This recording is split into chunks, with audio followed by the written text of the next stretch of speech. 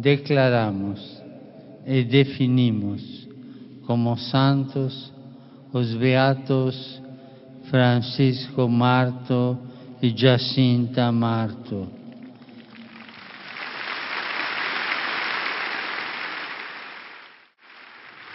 Não podia deixar de vir aqui venerar a Virgem Mãe e confiar-lhe os seus filhos e filhas.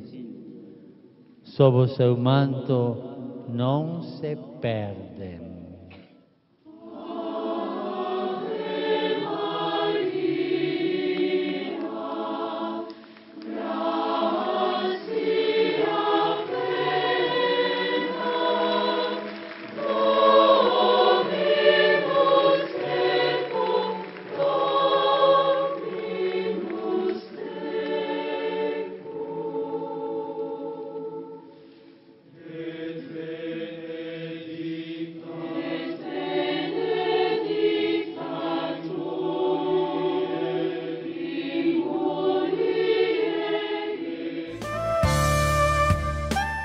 Programa Conexão começando e hoje o nosso tema é Fátima. Há 100 anos, a aparição para 3 crianças e desde então uma grande devoção tomou conta do mundo todo. A cerimônia que você assistiu foi a canonização dos 2 irmãos que presenciaram a cena. Eles são as primeiras crianças a se tornarem santas sem ser por martírio. Muito legal, né? A gente vai contar sobre todo esse milagre no programa de hoje. Você confere tudo a partir de agora.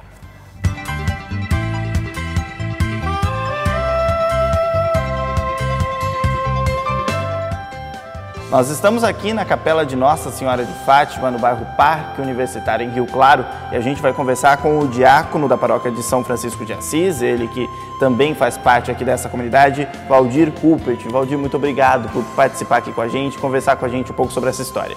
Obrigado a vocês. A gente está falando de Nossa Senhora de Fátima, né, que teve recentemente o seu dia dedicado, né, aqui no mês de maio.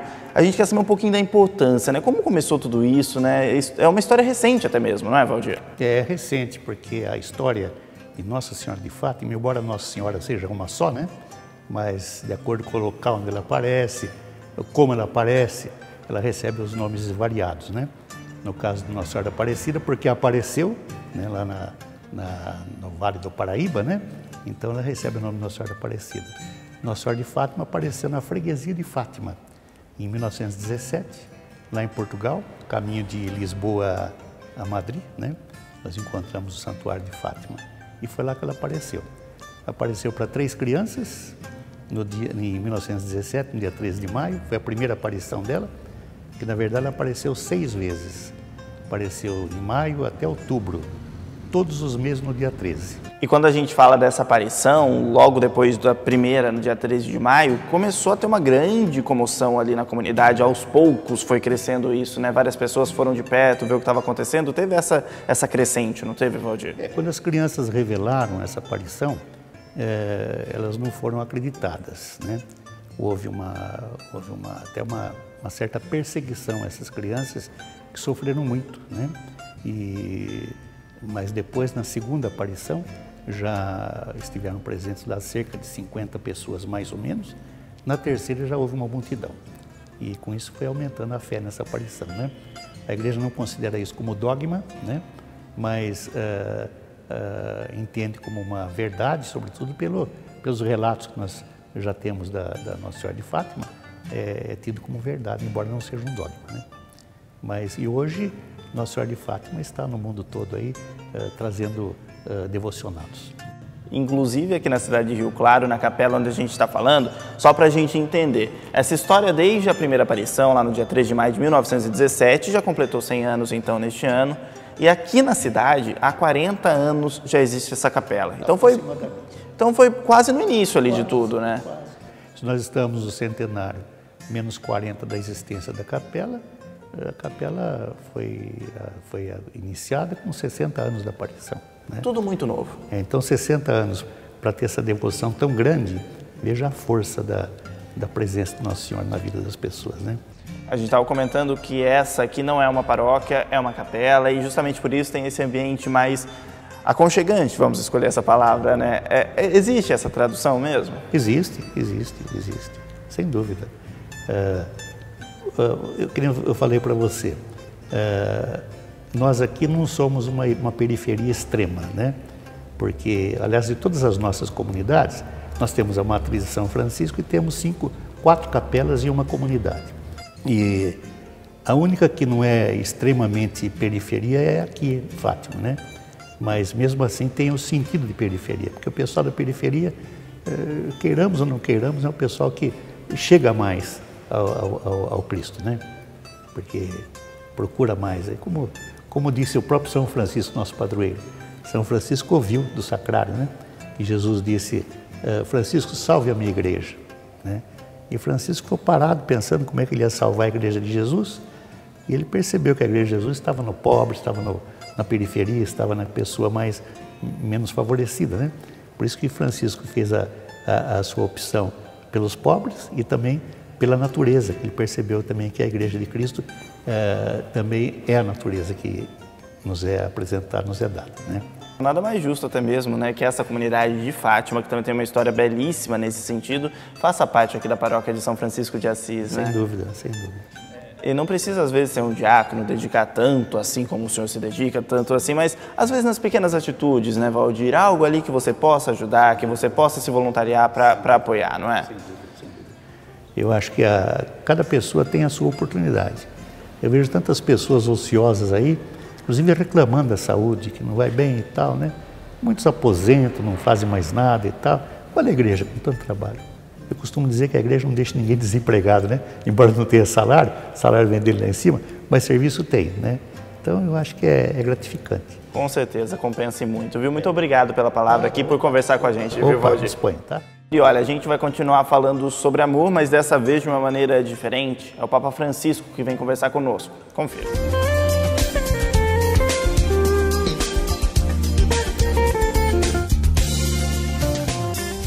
La pace di Dio è una pace reale, che va nella realtà della vita, che non nega la vita.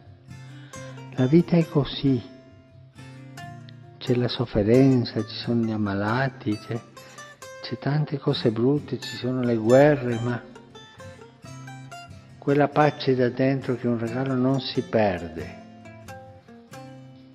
ma si va avanti portando la croce e la sofferenza.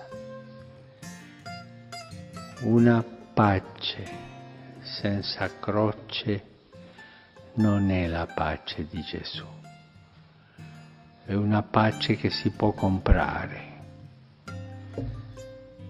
la possiamo fabbricare noi, ma non è duratura. Finisce. Olá, você que nos acompanha pelo programa Conexão. Estamos ainda nesse período pascal, período em que somos chamados a viver a dimensão do ressuscitado em nossa vida e também já nos prepararmos para a grande festa, a festa do Pentecoste, a vinda do Espírito Santo sobre os discípulos, sobre toda a igreja, esse Espírito Santo que nos conduz à vontade de Deus. Acabamos de ouvir o nosso Papa Francisco falando sobre a paz que Jesus nos traz. É um dos primeiros frutos do ressuscitado.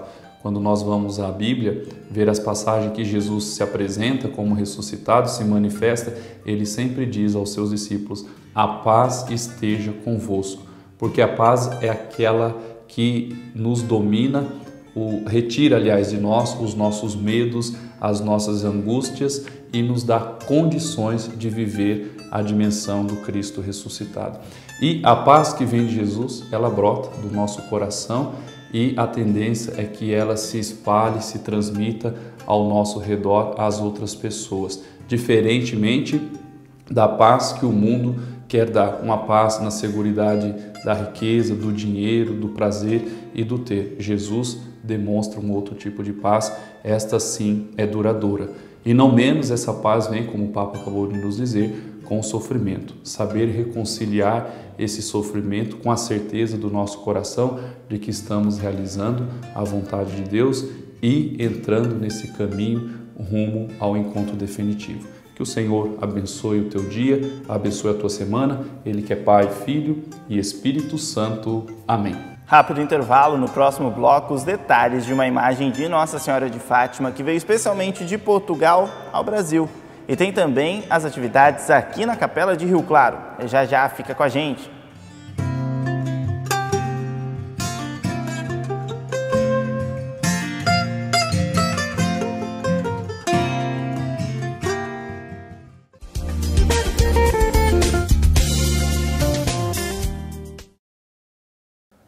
Programa Conexão de volta pela TV Claré, e você sabe, né? Nosso objetivo aqui sempre é trazer boas novas, bons exemplos, e é justamente isso que Santo Antônio Maria Claré buscava. É esse o nosso papel. Quem comenta mais é o irmão Eli Vaz Diniz. Santo Antônio Maria Claré foi o homem da comunicação. E é por isso que nós, os seguidores do Espírito de Claré, procuramos intensificar nossa comunicação por todos os meios possíveis ao nosso dispor. Claré dizia: ide como Jesus disse e evangelizai. Fazei discípulos de Jesus por todos os meios que vocês puderem. Na ilha de Cuba, Santo Antônio Maria Claré procurava percorrer todos os recantos por todos os meios à sua disposição.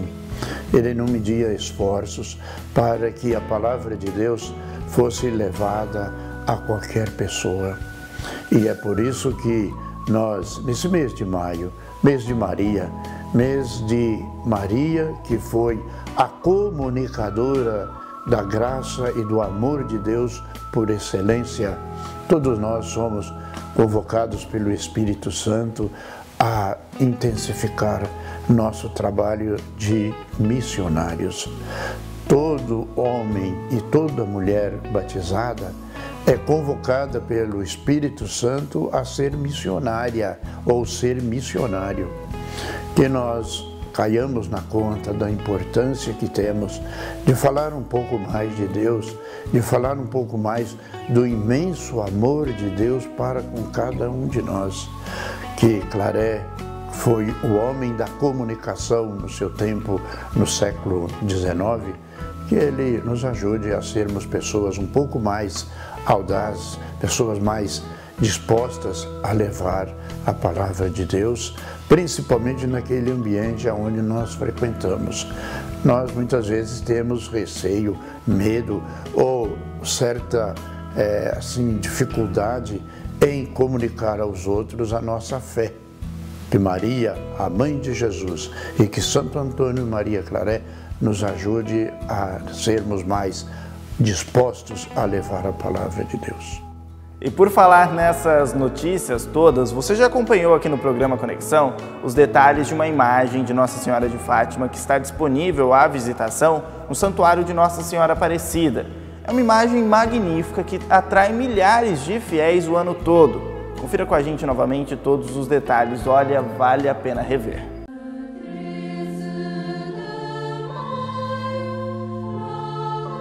Há 5 anos atrás, o cardeal Dom Damasceno, bispo de Aparecida, levou para o Santuário de Fátima uma imagem de Nossa Senhora Aparecida e ali foi construído um altar em honra a Nossa Senhora Aparecida. E Fátima fez a mesma coisa, fez a doação de um altar com Nossa Senhora de Fátima aqui para Aparecida. Por quê? As duas devoções marianas esse ano estão se unindo. São 300 anos da Aparecida e 100 anos das aparições de Fátima. Então, há essa conjunção, né, de oração e de devoção mariana. Ela aparece a 3 pastorinhos no começo do século XX, 1917, ali em Portugal, no momento em que a Europa e o mundo estavam vivendo a Primeira Guerra Mundial. Portugal estava uma revolução muito forte, muita gente morrendo, e estava começando o comunismo na Rússia. Então Fátima veio dizer o quê? Nossa Senhora em Fátima? Convidar a oração, que a oração, a penitência, seria a conversão dos pecadores e que seria o modo de acabar com as guerras e o comunismo. Foi uma devoção muito grande que eu estava quando estava esperando a minha filha. E eu comecei a rezar para ela e a minha filha nasceu fora do tempo.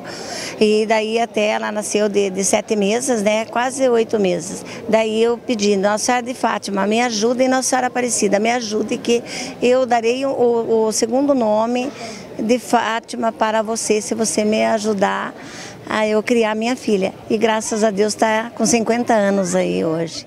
Sempre peço as coisas para ela e sempre sou atendida, sabe? Então, eu já sou muitos anos, já rezo por ela, né? Peço para ela, tudo que eu preciso eu peço para ela também, né? E sempre sou atendida, que eu saiba, eu nunca fui desamparada. Fátima é aquele sentido da oração. Aqui em Aparecida é a casa da mãe. Casa da mãe é sempre uma casa cheia de gente, todo mundo falando, brincando, falando, gritando, tal. Então Aparecida é a casa da mãe. Lá é a casa da oração. A mãe convida a oração. Aqui em Aparecida, a mãe convida a família a se alegrar com ela. Ela está contente que todos estão aqui. Em Fátima, ela quer que todos estejam em oração. Aqui também. Então, esse é o sentido desse altar de Fátima aqui em Aparecida.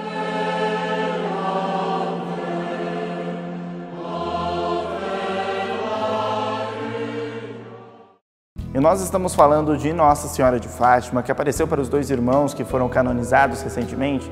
E justamente a gente quer dar o detalhe especial para as famílias. Aqui na comunidade de Rio Claro existe uma pastoral que lida exatamente com essa realidade. Nós conversamos com as responsáveis para nos contar melhor.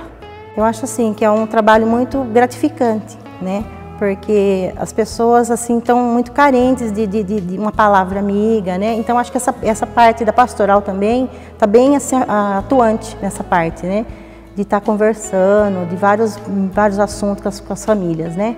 Com novenas, né? Terços, encontros bíblicos, né? Novena de Natal a gente tem feito, né? Geralmente pessoas assim viúvas, aí a gente está abrindo para pessoas solteiras a participarem, né? Porque fala pastoral da família, às vezes pensa, é só casais. Não, a gente abrange a todos, né? A todos que queiram participar, né? Jovens também, né? Também. Trazer a pessoa para a igreja, né? Ver que a igreja não é só assim um trabalho, é só a missa, tem muita coisa para a gente efetuar, muito trabalho tem na igreja, né? Muitos encontros, bastante assim, almoço comunitário, a gente participa bastante, faz bastante. Né? Então isso aí envolve bastante a família mesmo, né? Então vai trazendo, vai buscando, né? De estar junto que nem a gente trabalha junto com a família, né? Então é muito bonito isso. Então é isso aí, a gente vê, né? Cada um ali dá um pouquinho, colaborando e contente, tudo partilhado, né? Então isso aí acho que é o que a gente recebe de melhor. Se torna outra família, né? Tem a de casa, nossa família, e tem a família da igreja, porque nós não fica mais sem, né? E por falar em família, hoje a gente vai dar um exemplo muito bacana para mostrar que dificuldade nenhuma afasta as pessoas do caminho de Deus. Muito pelo contrário. Os animais em pares fazem parte de uma história bem conhecida por todo mundo. A Arca de Noé é também uma das passagens bíblicas preferidas do Diego.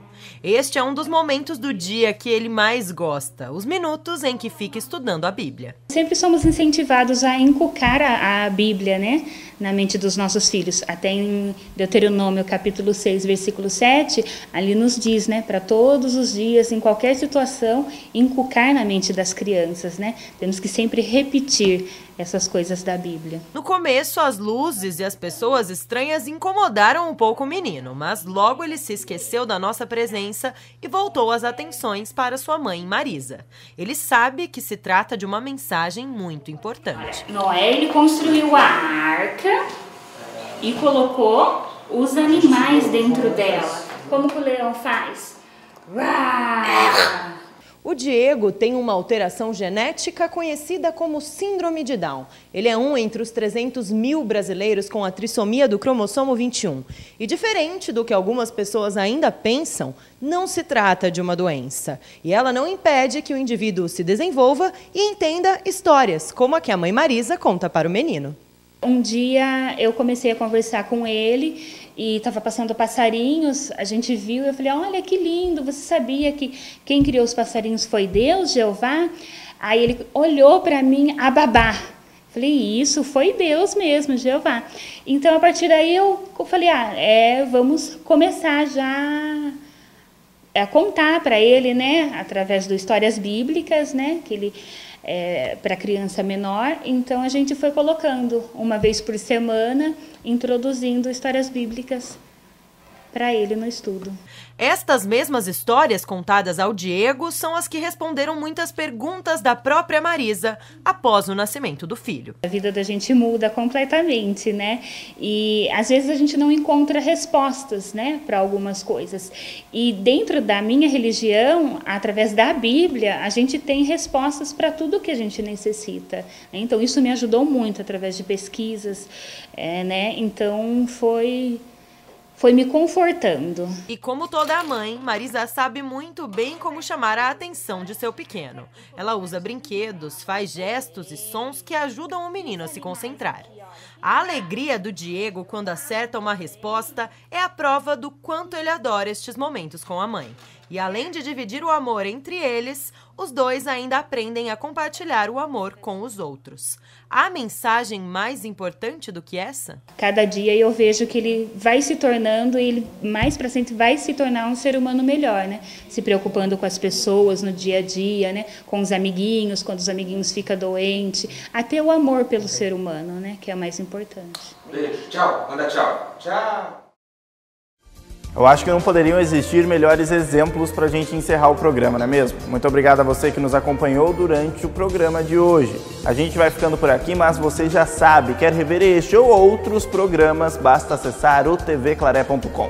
Temos um encontro marcado no próximo sábado, sempre às 10 da manhã. Eu espero por você, hein? Até lá, uma excelente semana. Tchau!